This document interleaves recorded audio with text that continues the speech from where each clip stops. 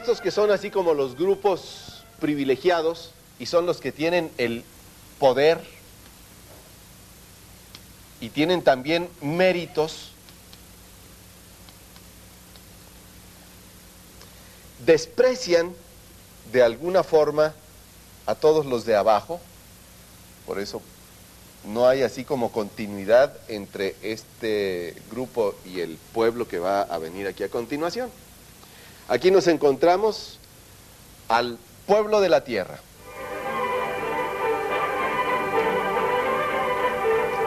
Formado por los campesinos, por los pescadores, por los obreros.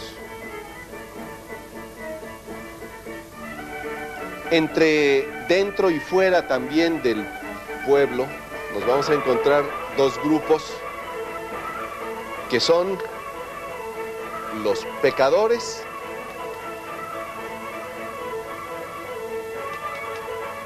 y los enfermos.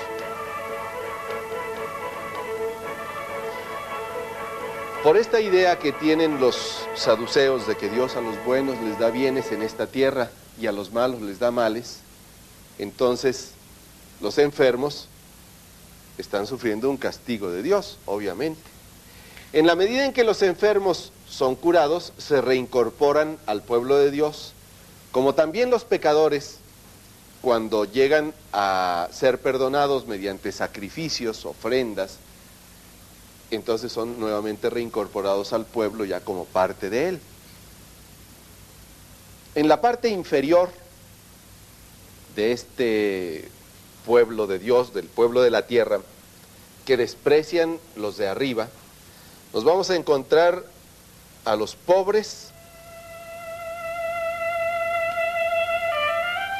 cuya pobreza era también resultado de su pecado y era de alguna manera castigo de Dios. Los niños, sobre todo si son huérfanos,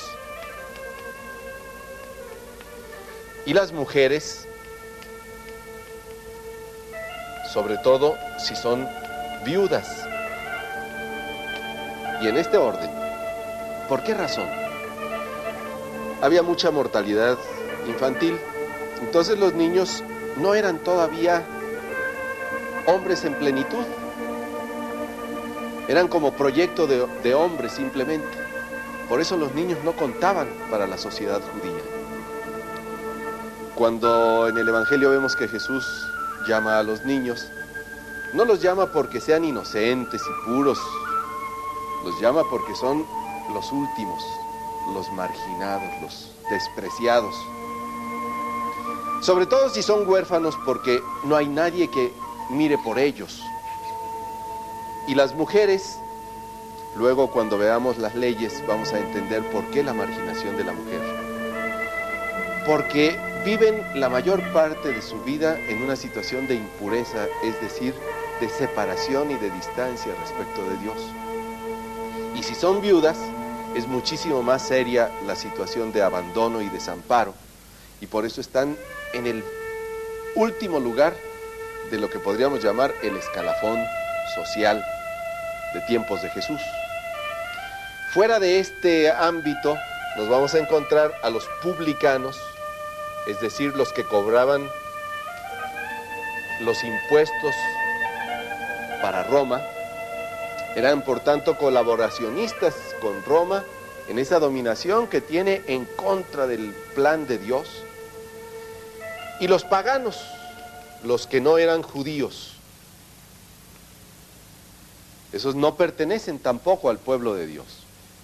Pues es impresionante que nos encontremos nosotros con que en este contexto y en esta situación, Jesús está aquí, lo cual quiere decir que no está acá arriba. Sus discípulos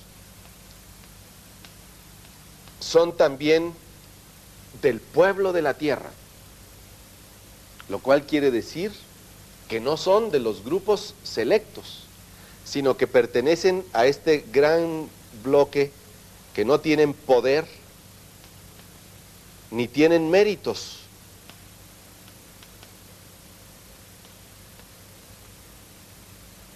Este es el ámbito de Jesús. Jesús se mueve entre estos. Acá arriba hay oposición, por ejemplo, entre los fariseos y los herodianos. No se pueden ver porque los fariseos son puros y desprecian a los herodianos como impuros, no son de raza judía. Los esenios desprecian profundamente al Sanedrín, a los sacerdotes, porque consideran que se han apartado de la pureza sacerdotal que deben de estar cumpliendo rigurosamente. Los fariseos desprecian al pueblo. Los grupos de resistencia no los ven como gente de fiar. Los esenios tienen prohibido entrar en relación ni siquiera comercial con el pueblo de la tierra. No pueden comprarle frutos, no pueden comprarle nada, no pueden comerciar con ellos. Y el Sanedrín tiene mucha desconfianza respecto de los grupos de resistencia, porque Roma puede exigirles cuentas a ellos. Ellos son los guardianes del orden en favor de Roma.